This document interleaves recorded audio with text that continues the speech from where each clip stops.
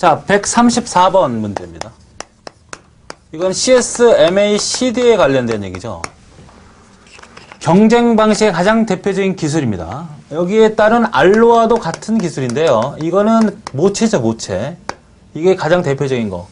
근데 이제 가끔 시험 문제에서 이 둘 다 대표적으로 얘기하니까 뭐 헷갈리지 마세요. 같이 나오는 경우는 없어요. 가장 대표적인 건 어떤 거냐면 둘 중에 하나. 아시겠죠? 저기 특징들이 줄 나와 있는데 이걸 다 일일이 설명하기는 뭐 앞에서 충분히 이론적으로 설명했으니까 중요하다는 사실만 기억을 하시고요. 간단히 소개만 할게요. 그러니까 이 우리가 다중학이라는 게 있지 않습니까? 다중학이라고 하는 것은 하나의 단말기가 이렇게 연결되어 있어요. 이렇게 해서 이렇게 있다고 합시다. 여기가 다중학이라고 하는 것은 이 네 개의 단말기가 이 하나의 컴퓨터, 서버, 이 컴퓨터를 다 동시에 접근할 수 있는 거예요. 다중학기는. 그렇죠? 다 접근해서 쓸 수 있는 거예요. 근데 집중학기는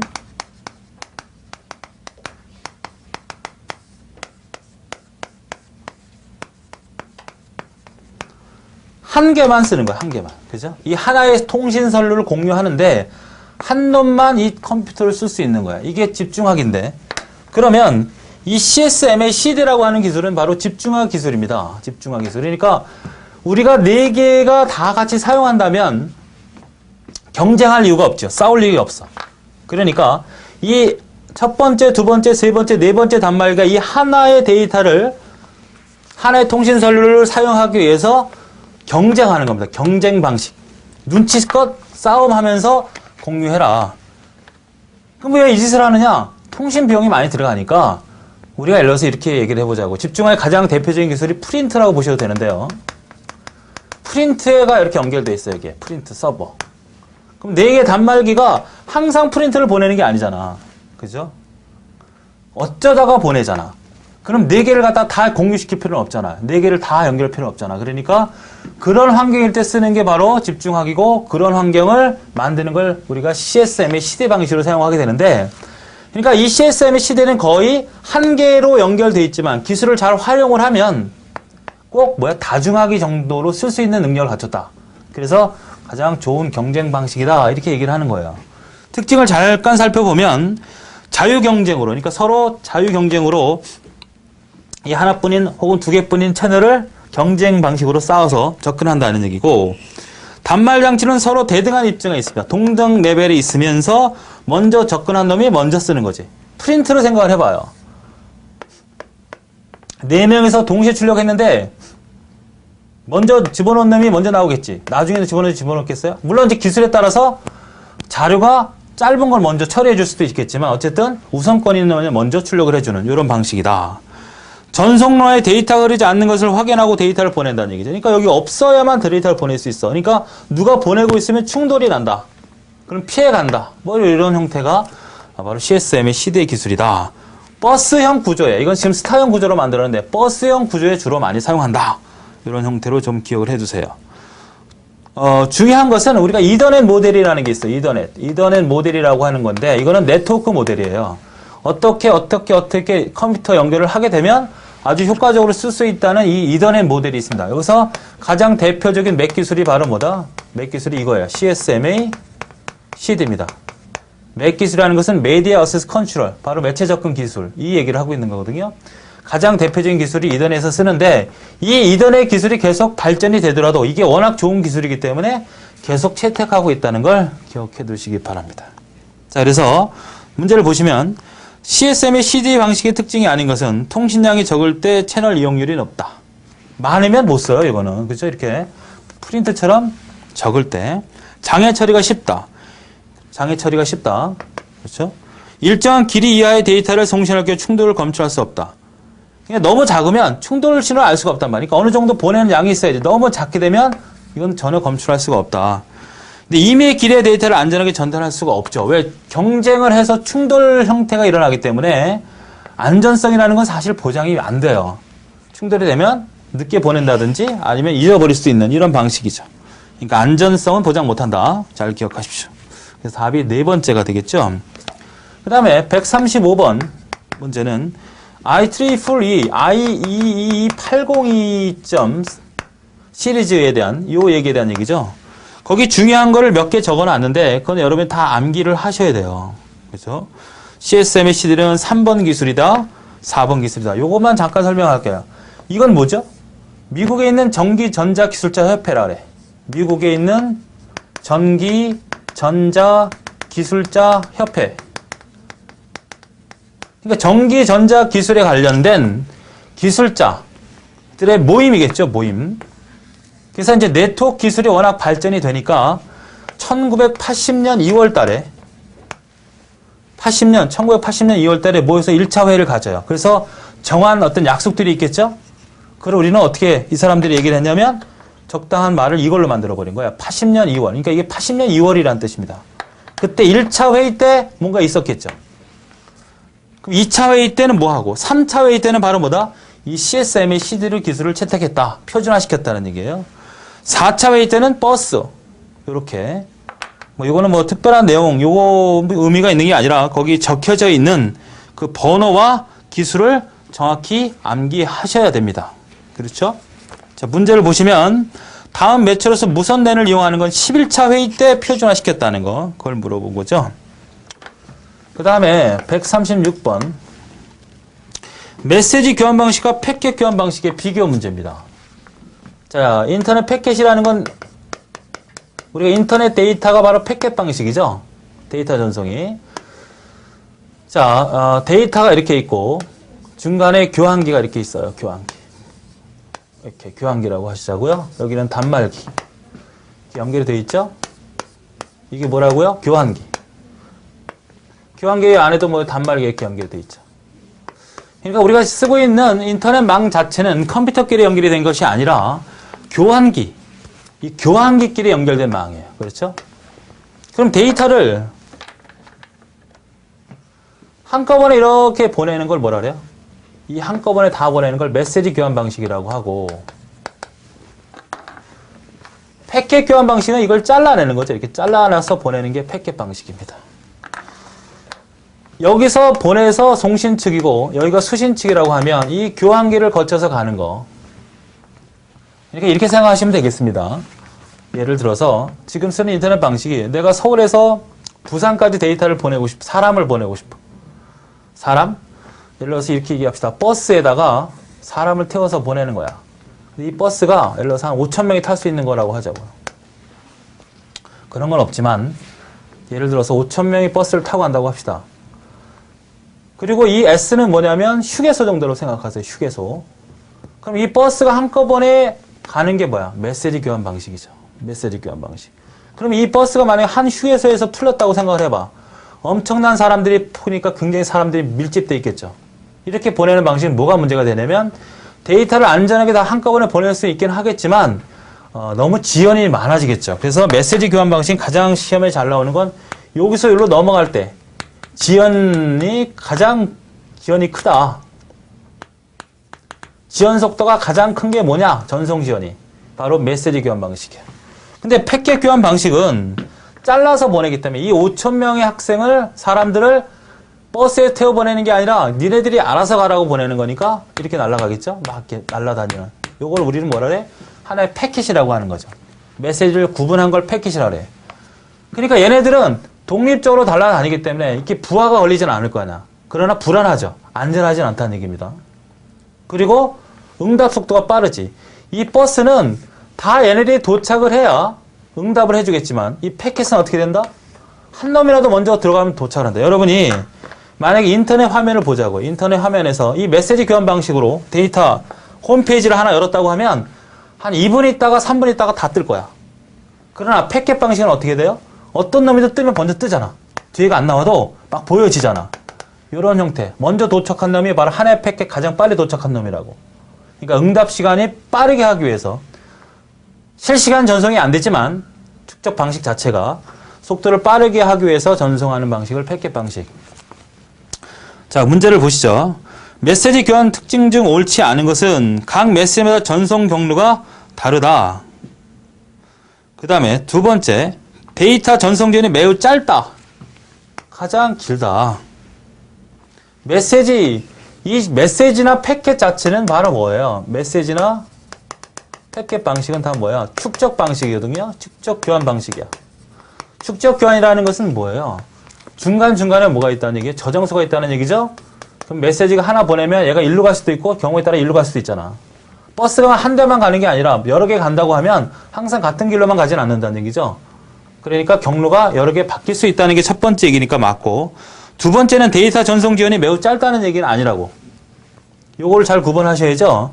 일반 회선 교환, 전화, 이거는 전송에 필요한 시간까지 포함하면 가장 길지만 전송 지연은 가장 짧죠.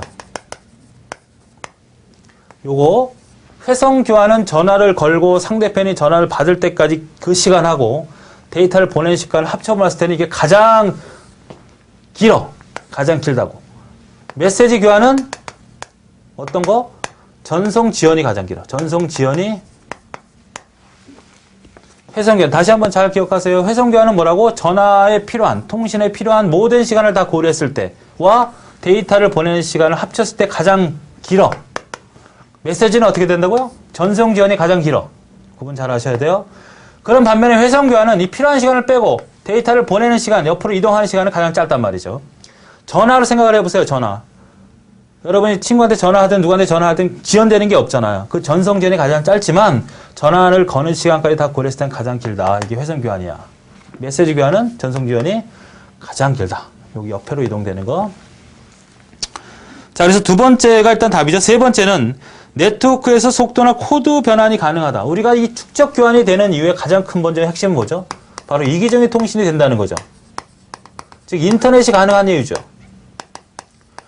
전 세계의 컴퓨터나 단말기는 다 똑같지 않잖아요. 프로그램도 다르고 쓰는 운영체도 다 다르다고. 그런데 그 데이터가 다른 걸 서로 주고받을 수 있는 거는 중간에 교환기, 저장소에서 프로그램 변환이 가능하기 때문에 서로 다른 컴퓨터끼리 통신이 가능하단 말이에요. 그래서 인터넷이 가능한 이유죠. 그러니까 데이터들이 달라도 다 속도나 코드, 프로그램에서 변환을 할 수 있다. 그래서 인터넷 가능하다. 그게 바로 축적 교환이고, 회선 교환은 어때요? 절대 이기적인 통신이 안 된다. 속도는 빠르지만. 그래서 세 번째도 맞는 얘기고, 네 번째, 각 메시지마다 수신 주소를 붙여. 그러니까 데이터를 보낼 때 인터넷 주소가 있잖아요. 그거예요. 그러니까 내가 목적지로 보내면 아무데나 보내는 게 아니라 어느 특정 주소를 가르쳐 줘야 여러분 컴퓨터에는 뭐든지 다 뭐야? IP가 있지 않습니까? 고정이든 가변이든 그쪽으로 다 보내게끔 되는 거야. 여러분 예를 들어서 HTTP 네이버.com을 치잖아요. 그럼 이게 IP가 있겠죠. 19 2. 얼마 나올 거야. IP 주소가 뭔지는 알죠? 이걸 탁 치면 바로 네이버 서버에 하나의 패킷을 보내는 거지. 그럼 네이버에서는 여러분 컴퓨터 주소를 딱 읽고 그쪽에다 홈페이지를 막 쏴주는 거예요. 그게 바로 인터넷을 사용하는 형태의 모습이죠. 자, 그래서 주소를 쓰는 건 당연하고, 그래서 네 번째도 맞는 얘기고, 그래서 두 번째가 틀렸습니다. 잘 기억하세요. 요거 아까 얘기했던 거. 그 다음에 137번 경로 선택입니다. 라우팅이라고 그러죠. 라우팅. 루팅이라고도 해요. 발음이. 자, 그래서 이 경로 선택의 프로토콜에 대한 문제를 다루고 있네요. 그죠? 이것도 일단 그 프로토콜의 내용을 자세히 알려고 하지 마시고요. 그 네 가지가 있다는 정도. 프로토콜이 아닌 것과 다른 기술을 구분할 수 있는 문제. 일단 정의를 정확히 알아두시고, 정의. 내가 패킷을 보낼 때, 이 패킷을 보낼 때, 데이터를 보낼 때 어떻게 하면 가장 효과적으로 목적지까지 보낼 수 있느냐를 결정해주는 그러한 기술을 경로 선택 기술이라고 하고, 우리가 요즘에 생각하는 뭐 정도로 생각하면 되냐면 여러분 내비게이션 있죠? 내비게이션. 자동차. 그죠? 그러니까 내가 어디 목적지를 딱 치웠을 때 그 내비게이션은 어떻게 됩니까? 모든 정보를 잡아가지고 내가 가장 빠른 곳으로 갈 수 있는 그 경로를 검색해 주지 않습니까? 그와 같은 맥락으로 보시면 돼요. 경로 선택이. 그러니까 내가 패킷을 보낼 때 가장 효과적인 경로를 확보해서 아주 빠르게 문제없이 보낼 수 있도록 하는 기술이 뭐냐? 이게 바로 정의, 경로 선택이고, 거기에는 RIP, 그 다음에 ERP, EGP, 그 다음에 BGP 이런 것들이 존재한다. 이거 기억하시면 되겠습니다. 그 중에 기억할 수 있는 두 가지 기법은 하나는 고정 라우팅하고 하나는 범람.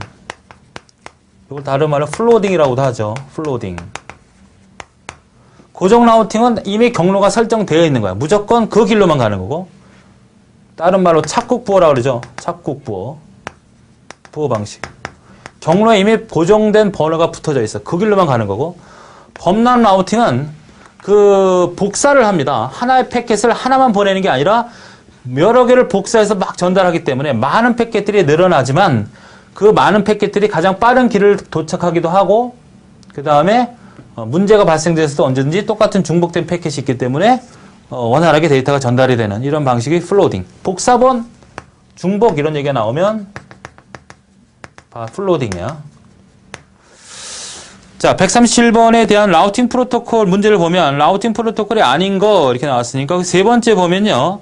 SNMP라고 하는 것은 우리가 보통 그 네트워크 관리 서비스, 인터넷 프로토콜, 인터넷 서비스 중에 우리가 뭐 이메일도 있고 뭐 HTTP도 있지 않습니까? 뭐 HTTP 서비스도 있고 FTP도 있고 SMTP도 있고 SNMP도 있는데 많아요. 이거는 여러분이 잘 아는 인터넷 검색 하이퍼텍스트 프로토콜이고, 파일 전송 프로토콜, 요거는 SMTP라는 거는 이메일, 요거는 네트워크 관리 서비스. 얘네들은 다 뭐냐? 인터넷 TCP/IP 프로토콜에서 응용 계층의 프로토콜입니다. 라우팅과는 거리가 있어요. 그래서 세 번째가 잘못된 겁니다. 다음 138번. 슬라이딩 윈도우죠. 흐름 제어입니다. 흐름 제어. 흐름 제어 기술. 그 중에 가장 대표적인 게 바로 슬라이딩 윈도우인데요. 그러니까 데이터를 보낼 때 이렇게 보낼 거 아닙니까? 그러면 패킷들이 날아갈 거 아니야. 그죠? 그럼 이 패킷들을 무조건 받아내는 건 아니라고. 그러니까 수신측이 있어요. 수신측에 버퍼가 존재하는데 이것들을 다 받아 처리하는 과정을 우리가 이 한계점이라는 데를 둬요. 그러니까 여기가 꽉 차면 데이터 전송, 패킷의 흐름이 인터넷 속도가 떨어지니까 요 이하로 낮추는 기술을 우리가 흐름 제어라고 하는데, 그거 중에 가장 대표적인 기술이 슬라이딩 윈도우. 그렇죠? 그러니까 한 번에 3개씩 보내다가 3개씩 보내기로 했다고 합시다. 3개씩 보내다가 점점 속도가 떨어지면 좀 줄여주는 거죠. 그래서 윈도우라고 하는 걸 줘요. 윈도우. 만약에 30개라고 합시다. 너는 나한테 보낼 수 있는 게 30개야. 그럼 30개를 계속 보내, 한 번에. 30개씩 보내다가 속도가 조금 떨어지니까 야, 부정적인 신호를 주면 좀 줄여. 20개로. 그러니까 선로 상태가 안 되면 이 윈도우즈가 운영체제가 아니고요. 요 크기를 윈도우라 그래요. 선로 상태가 좀 안 좋거나 부정적인 신호가 많이 있었다면 그 윈도우 사이즈를 좀 줄여. 아니 괜찮아. 선로 상태가 굉장히 좋고 긍정적인 신호가 계속 많이 있었다면 어떻게 된다고? 좀 이걸 늘려. 이걸 우리가 슬라이딩 윈도우라고 그래요. 그래서 문제를 보시면 슬라이딩 윈도우 프로토콜의 송신 윈도우가 증가하는 경우는 언제냐? 이 윈도우가 증가되는 경우는 선로 상태가 좋거나 바로 ACK 긍정적인 신호가 많았을 때니까. 문제에서 보시면 두 번째, 수신처로부터 이전에 송신된 플레임에 대한 긍정적인 응답이 제대로 많이 왔을 때 우리는 윈도우즈를 늘려준다. 만약에 부정적일 땐 줄어든다. 그거만 잘 기억하시면 돼요. 그 다음에 139번. 프로토콜의 정의죠, 정의. 프로토콜이라는 건 뭐예요? 약속이죠, 약속. 그러니까 통신상의 약속. 데이터를 주고받을 때 이 약속된 뭔가 형식이 있을 거 아니에요. 그죠? 그냥 아무렇게 주고받을 수 있는 건 아니잖아. 이렇게 생각을 해보세요. 여러분 핸드폰 할 때도 약속이 있죠. 전화번호를 누르고 샌드를 누르잖아. 샌드 누르고 전화번호 사람 없죠. 그죠? 그것도 하나의 뭐예요? 프로토콜이죠. 그러니까 통신을 원활하게 하기 위해서 두 개체 간에 정확한 정의는 이죠. 두 개체라는 건 컴퓨터끼리가 될 수도 있고 프로그램끼리가 될 수도 있고 운영체제끼리가 될 수도 있고 두 핸드폰끼리가 될 수도 있어요. 그러니까 두 개체 간에 통신을 원활하게 하기 위해서 문제없이 하기 위해서 서로 약속한 하드웨어적, 소프트웨어적 문서상. 그러니까 하드웨어적인 약속도 약속이고 소프트웨어적인 약속도 약속이에요. 그러니까 하드웨어만을 얘기하는 것도 아니고 다 통합적으로 문서상의 약속도 규약, 규정된 약속 이런 얘기죠. 약속의 규정을 우리가 통신 프로토콜이다. 잘 기억해 두세요. 그럼 문제를 보시면 컴퓨터 통신에서 컴퓨터 상호 간에 컴퓨터와 단말기 간의 데이터를 송수신을 하기 위한 통신 규약은 통신 프로토콜 맞죠? 통신 프로토콜. 그러니까 첫 번째가 되네요. 그 다음에 140번 문제는 140번. 요거는 이제 통신 프로토콜의 기본 구조 3개죠. 역시 3가지 반드시 기억하셔야 되겠네요. 구문, 그 다음에 의미, 시간. 영어로도 같이 알아두시고 각각의 의미.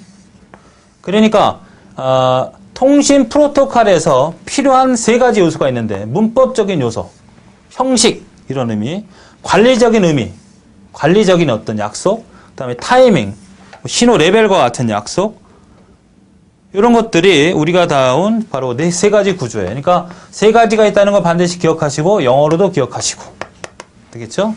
그래서 140번. 그래서 답이 구문, 타이밍, 제어가 아니고 의미도 있고 제어가 아니죠.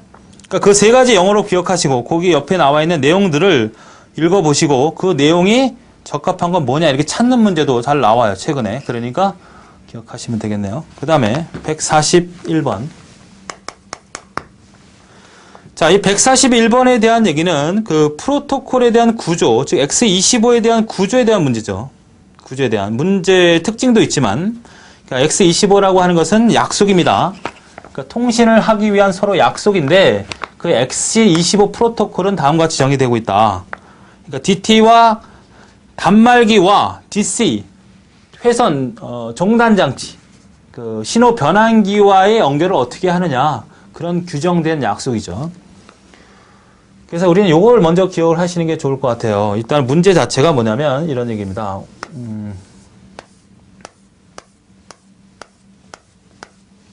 하나, 둘, 셋, 넷, 다섯, 여섯, 일곱 개 뭐죠? 그렇습니다. OSI 7레이어. 처음에는 피지컬, 그 다음에 데이터 링크, 그 다음에 네트워크, 트랜스포트, 그 다음에 세션, 프리젠테이션, 응용 계층 이렇게 7개 계층이 있죠. 그러니까 요거의 계층 구조를 잘 맞춰야 돼요. 하위 이 구조는 뭐예요? 물리 계층과 데이터 링크 계층은 바로 랜입니다. 랜. 그렇죠? 랜. 그 다음에 요거 3개. 물리 계층, 그 다음에 플레인 계층, 패킷 계층. 물리 계층. 그 다음에 플레인 계층. 그 다음에 패킷 계층. 그러니까 OSI 7 계층에 대한 얘기는 물론 내용적으로 앞에 설명한 바가 있지만 좀 어려우시면 그냥 암기하셔도 돼요. 내용적으로 크게 이해를 요구하는 문제가 안 나오니까. 대신에 이 7개 계층에서 연관된 부분에 대한 계층을 잘 알아두셔야 돼요. 그러니까 하위 1, 2계층은 바로 랜 계층에 대한 얘기입니다. 그러니까 랜이라고 하는 의미는 물리적으로 연결이 되고 컴퓨터가 거기서 데이터를 주고받을 수 있는 정도까지만을 우리가 랜 기술이라고 그래요. 랜 계층.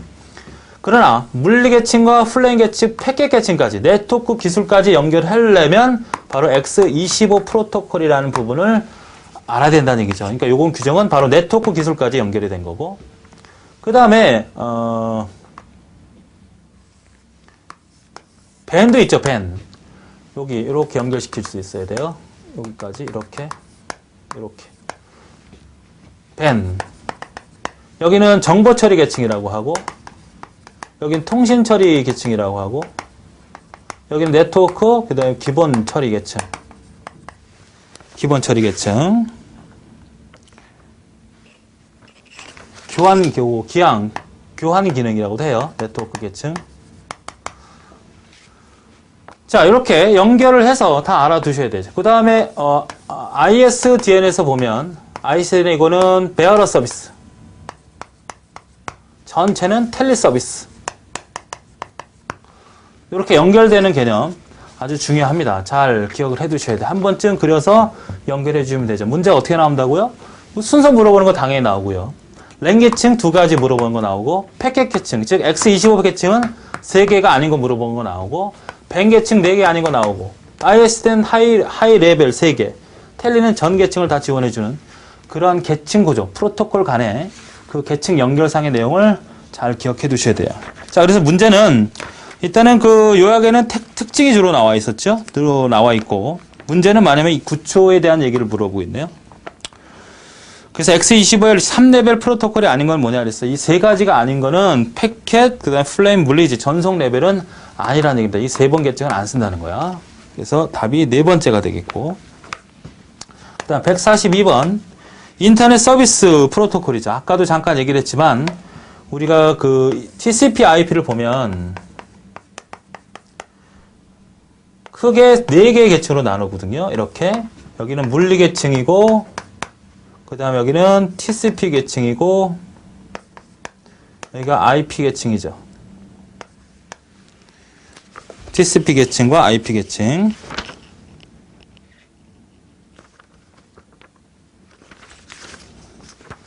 자, 그 다음에 요 응용 계층이 있습니다. 응용 계층. 요거 바뀌었어요. IP하고 TCP. 응용 계층이 바로 뭐예요? 인터넷 서비스입니다. 인터넷 서비스. 여러분이 가장 일반적인 게 뭐죠? HTTP. 이거 아시죠? 이런 거. FTP. 그 다음에 뭐 텔넷. 텔넷이 뭡니까? 원격 접속. 그 다음에 SMTP. 이메일. SNMP. 네트워크 서비스. 뭐 고퍼. 텍스트 방식의 검색. 다 암기해 두셔야 돼요. 그러니까 기억을 하셔야 된다는 얘기죠. 한번 읽어보죠. SMTP는 이메일, 그죠? 그 다음에 HTTP는 우리가 쓰고 있는 뭐 웹브라우저 쓰는 작업을 하는 거. 그 다음에 FTP, 텔넷 다 기억을 하셔야 되겠고, 특히 HTTP와 FTP와 SMTP죠. 이 세 개는 우리가 현재 쓰고 있는 웹브라우저, 익스플로러에 사용되는 거죠. 그러니까 HTTP 이게 쓰잖아요. URL의 주소에서. FTP 이것도 쓸 수 있고요. 그 다음에 메일 투. 물론 우리가 이제 다른 프로그램 이용하지만 이렇게 지원해 주잖아요. 요게 가능하다는 거 기억하시고. 그 다음에 FTP 말고 이 텔넷은 원격 접속 혹은 가상 터미널이라는 거. VT라고 하죠. 버추얼 터미널. 무슨 뜻이냐면 원격적으로 멀리 떨어져 있는 컴퓨터를 내 화면에, 내 앞에 갖다 놓고 사용한다는 의미죠. 그래서 텔넷 접속을 하게 되면 멀리 떨어진 형태의 컴퓨터를 내가 지금 쓰고 있는 모니터로 가져와서 그 컴퓨터를 제어할 수 있는 그런 서비스도 제공을 합니다. 그래서 얘네들하고 TCP IP하고 그 다음에 요 TCP IP 프로토콜이 또 세부적으로 존재하지 않습니까? 그 구조 자체하고 정확한 구분이 필요로 한다. 그런 문제들이 종종 자주 출제된다는 얘기입니다. 그래서 142번 문제를 보시면 TCP IP 응용 계층에 해당되는 프로토콜이 아닌 것은 뭐냐 이렇게 물어보고 있죠. 그래서 FTP 맞죠? TCP는 어디예요? 요거예요. 그러니까 OSI에서 보면 트랜스포트층에 해당되는 거죠. 요 계층은 응용 계층이 아니다. 3번 계층, 그죠? 세 번째 계층. 그 다음에 SMTP는 역시 뭐예요? 네트워크 관리 서비스. 그 다음에 SMTP는 이메일. SMTP 이메일. 그래서 답이 두 번째가 되네요.